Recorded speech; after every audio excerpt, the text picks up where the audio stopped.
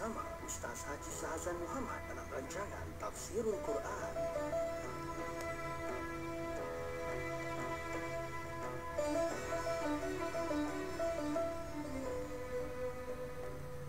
Assalamualaikum. Innal hamdalillah nahmaduhu wa nasta'inuhu wa nastaghfiruh wa na'udzu billahi min shururi anfusina wa min sayyiati a'malina. Man yahdihillahu fala mudilla lahu wa man yudlil fala hadiya lahu. Wa ashhadu an la ilaha illallah wahdahu la syarika lahu wa ashhadu anna Muhammadan 'abduhu wa rasuluh. Ya ayyuhalladzina amanu taqullaha haqqa tuqatih wa la tamutunna illa wa antum muslimun. يا أيها الناس اتقوا ربكم الذي خلقكم من نفس واحدة وخلق منها زوجها وبث منهما رجالا كثيرا ونساء واتقوا الله الذي تساءلون به والأرحام إن الله كان عليكم رقيبا يا أيها الذين آمنوا اتقوا الله وقولوا قولا سديدا يصلح لكم أعمالكم ويغفر لكم ذنوبكم ومن يطع الله ورسوله فقد فاز فوزا عظيما. Amma ba'd. Saudara penerbit bersama hari Syarudin, saya mendengar ini mereka Allah sekalian. Alhamdulillah, syukur kita kepada Allah Subhanahu wa taala. Kita masih lagi bincangkan ayat yang ke-28 daripada surah Ghafir ini, iaitulah berkaitan dengan keimanan seorang lelaki yang disembunyikan demi untuk kepentingan perjuangan dakwah Nabi Musa dan Nabi Harun alaihi wassalam. Allah Subhanahu wa taala, a'udzu billahi minasyaitonir rajim. وقال رجل مؤمن من آل فرعون يكتم إيمانه أتقتلون رجلا أن يقول ربي الله وقد جاءكم بالبينات من ربكم وإن يك كاذبا فعليه كذبه وإن يك صادقا يصيبكم بعض الذي يعدكم إن الله لا يهدي من هو مسرف كذاب يا قوم لكم الملك اليوم ظاهرين في الأرض فمن ينصرنا من بأس الله إن جاءنا قال فرعون ما أريكم إلا ما أرى وَمَا أَهْدِيكُمْ إِلَّا سَبِيلَ الرَّشَادِ. Dan seorang lelaki yang beriman di antara pengikut Fir'aun menyembunyikan imannya berkata, apakah kamu akan bunuh seorang lelaki kerana dia menyatakan Rabbku adalah Allah, padahal dia telah datang kepadamu dengan bawa keterangan dari Rabbmu. Dan jika ia seorang pendusta, maka dia lah yang menanggung dosa-dosanya itu. Dan jika dia seorang yang benar, niscaya sebahagian bencana yang diancamkannya kepadamu akan menimpamu. Sungguhnya Allah tidak memberi petunjuk kepada orang yang melampaui batas lagi pendusta. Lelaki yang beriman tadi berkata, wahai kaumku, untukmu lah kerajaan pada hari ini dengan berkuasa di muka bumi. Siapakah yang akan menolong kita dari azab Allah jika azab itu menimpa kita? Fir'aun berkata, aku tidak mengukakan kepadamu melainkan apa yang aku pandang baik, dan aku tidak menunjukkan kepadamu selain jalan yang benar. Muslim-muslimat yang mereka sekalian, demikianlah dialog yang berlaku di antara seorang yang para ulama posisikan dengan identiti dirinya, pengenalan dirinya, sama ada ini merupakan seorang yang pernah meminta kepada Nabi Musa untuk melarikan diri bila mengetahui perancangan konspirasi musuh-musuh Nabi Musa untuk membunuh, menjatuhkannya itu, ataupun orang yang lain. Ini adalah perbezaan pandangan para ulama. Jadi muslim-muslimat yang dimuliakan Allah sekalian, Ibn Juraij pernah meriwayatkan daripada Ibn Abbas radhiyallahu anhuma, tidak seorang pun yang beriman dari kalangan pengikut Fir'aun kecuali lelaki tersebut dan juga isteri kepada Fir'aun, yang pernah kita bincangkan kisahnya dalam penghujung surat Tahrim yang lalu. Dan mereka inilah orang yang selamat bersama dengan Nabi Musa dari kemurkaan yang menimpa. Walaupun isteri Fir'aun ni akhirnya mati dipaku, disalib, tapi lelaki yang telah pun berkhidmat membantu Nabi Musa ini, akhirnya dia telah selamat bersama-sama ketika laut terbelah dan Nabi Musa berjaya menyeberang ke seberang sana. Jadi lelaki yang menyembunyikan keimanannya ini merupakan seorang Qibti.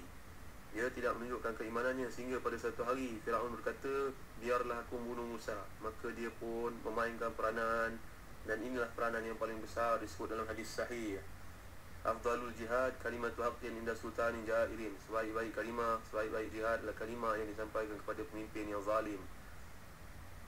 Muslim-muslimat yang dimuliakan sekalian, di sini satu fiqh berdakwah yang diajar kepada kita, fiqh dalam berdakwah, kefahaman dalam berdakwah. Berapa ramai di kalangan kita yang mendakwa peranan itu bukan atas saya, peranan itu peranan ustaz, peranan itu seorang ustazah, peranan itu ahli agama, peranan itu peranan mufti. Inilah satu kemelut yang berlaku dalam kehidupan orang Islam bila mereka ni mengatakan bukan urusan saya. Saudara ni mereka Allah sekalian, mengingati bukan urusan saya ni. Ada satu kolom yang menarik ditulis oleh Ustaz Omar Muhammad Nur dalam majalah Solusi. Alhamdulillah, kolom-kolom yang menarik ini telah pun diterbitkan dalam sebuah buku bertajuk Rasul Mulia, Umat Mulia, Akhlak Mulia. Buku yang bertajuk Rasul Mulia, Umat Mulia, Akhlak Mulia ni 3 rangkap ni tuan-tuan, mengemukakan kisah pada abad yang ke-11 Hijrah. Pada masa itu kerajaan Islam Osmani yang menyaksikan seorang ulama besar bernama Syekh Muhammad Sa'aduddin Hasan Khan At-Tabrizi. Ada karangan-karangan beliau. Beliau ni wafat sekitar tahun 1008 Hijrah. Ketinggian ilmu dan kekuatan hafazahnya menjadi sumber kekaguman semua ulama pada waktu itu.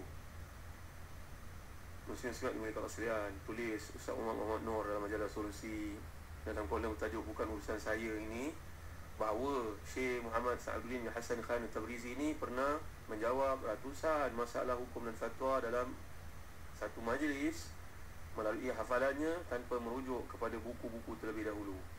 Orang yang tak rujuk buku ni ada 2 jenis. Yang pertama memang benar-benar alim, yang kedua benar-benar jahil, nak menunjuk pandai. Kalau tak tahu cakap tak tahu, saudara. Kalau dia ni menjawab sepenuhnya kerana memang dia tahu. Kelebihan dan kesalihan, kecerdikan yang luar biasa menyebabkan beliau ni telah pun memegang jabatan paling tinggi dalam negara umat Islam pada waktu itu, negara Islam Turki, yang dipanggil sebagai Syekhul Islam. Syekhul Islam ni maknanya mufti negara, kalau ikut turutannya nombor yang ke-22 dalam kerajaan Turki.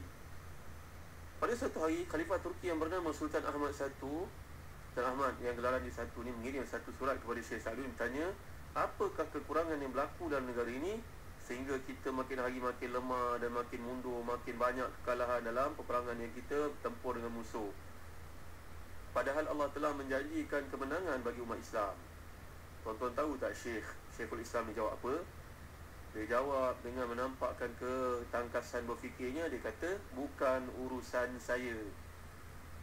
Dia jawab surat itu, bukan urusan saya. Sultan Ahmad menjadi sangat marah. Dia menyangkakan bahawa Syekh Sa'aduddin nak bermain-mainkan dia. Segera dia memanggil Syekh Sa'aduddin menghadap pada waktu itu juga, lalu marahi dengan keras. Mengapa engkau mengabaikan pertanyaanku? Berani engkau berkata begitu kepada aku, padahal aku ni khalifah orang Islam. Dengan tenang mufti ni menjawab, tuan-tuan, saya tidak mengabaikan pertanyaan tuanku. Sebaliknya saya menjawab pertanyaan tersebut dengan sangat teliti. Kalimah bukan urusan saya yang menyebabkan kemunduran umat Islam. Semua orang nak bergantung kepada orang lain. Ini bukan urusan saya lah. Saya tak ada peranan kat sini lah. Peranan ni ustaz lah. Ni dia muslim-muslimat dimuliakan Allah sekalian. Kalau semua individu sama ada yang kat pejabat ataupun orang biasa pentingkan diri sendiri, berkata dalam semua masalah yang berlaku, ini bukan urusan saya, tentulah masalah umat ni akan menjadi meruncing, tuan-tuan. Setelah Sultan Ahmad yang pertama ni mendengar ucapan Syekh yang penuh makna, barulah dia menjadi malu. Rupa-rupanya Syekh ini bukan maksud menghina dia, mainkan tidak, tapi dia menulis satu ungkapan yang perlu difahami oleh semua umat Islam. Jawapan dia sungguh menusuk ke dalam kalbu. Bukan urusan sikap tak peduli yang melanda umat Islam pada hari ini sehingga hati itu menjadi mati. Kalau sifat ni terus tumbuh merebak dalam jiwa satu bangsa, tuan-tuan, maka dia menjadi petanda kepada runtuhnya bangsa itu, tahu. Sikap hanya mementingkan diri ni, egoistik ni, egoisma ni, tak peduli pada orang lain, tidak pernah berlaku pada zaman Nabi SAW, tuan-tuan. Baginda mengajar agar setiap individu dalam masyarakat bersimpati terhadap individu lain, sehingga Nabi bersabda, taral mu'minina fi tarahumihim wa tawadihim wa ta'atufihim kama salil jasadil wahid idza ishtaka 'udwun tada'a lahu sa'irul jasad bis-sahari wal humma. Perumpamaan orang Islam ni dalam kasih sayang mereka macam satu tubuh. Kalau satu menderita sakit, maka seluruh tubuh tidak akan dapat tidur kerana demam ataupun kerana penyakit tidak boleh tidur malam. Hadis ni riwayat Bukhari Muslim. Kemudian Nabi pun mewujudkan perkara ni untuk menyebut perkara ni untuk mengingatkan orang Islam tentang tali persaudaraan yang mengikat mereka, yang perlu mereka ni melihat orang lain sebagai sebahagian daripada dirinya. Jadi hasilnya umat Islam pada zaman Nabi merupakan umat yang dapat menikmati kualiti hidup yang luar biasa. Dan tuan-tuan yang dirahmati dan dikasihi Allah sekalian, begitu juga kalau kita lihat dalam kehidupan khalifah-khalifah yang datang selepas Nabi SAW. Contohnya, semasa zaman Sayyidina Umar Khattab radhiyallahu anhu, penduduk Madinah pernah mengalami kemarau yang merosakkan habis semua tanaman. Bahkan dalam peristiwa kemarau yang berlaku ni, Sayyidina Umar telah pun memberhentikan hukum hudud. orang yang mencuri tidak dipotong tangan, kerana pada waktu itu memang benar-benar mereka berada dalam keadaan melarat yang melampau. Jadi selama tempoh tu Sayyidina Umar tidak dapat tidur malam, tuan-tuan. Pemimpin ni terus susah hati sehingga jatuh sakit, badannya kurus. Setiap orang melihatnya berkata, andai kemarau ni berterusan 2 bulan lagi, mestilah Sayyidina Umar akan mati. Tak lama kemudian sebuah kafilah membawa bahan makanan berupa daging, mentega, roti datang di Mesir. Tanpa berfikir panjang, Sayyidina Umar segera membahagi-bahagikan makanan tersebut kepada rakyat jelatanya tanpa mengambil sedikit pun daripadanya. Umar berkata kepada pemimpin kafilah yang membawa makanan dari Mesir ni, dia berkata, nanti engkau makan malam bersama aku di rumah. Orang tu segera membayangkan macam mana kehebatan makanan yang ada kat rumah Umar, kerana dia merupakan khalifah, tentulah makanan lazat yang akan dia santap bersama-sama. Jadi itulah sebabnya dia bersemangat membahagikan makanan-makanan yang biasa itu pada rakyat. Tuan-tuan yang dimiliki Allah sekalian, seterusnya Sayyidina Umar membawa rombongan ketua kafilah itu untuk datang ke rumah yang memang dia dalam keadaan lapar, dahaga, penat. Sayyidina Umar segera meminta makanan untuk dihidangkan oleh isterinya.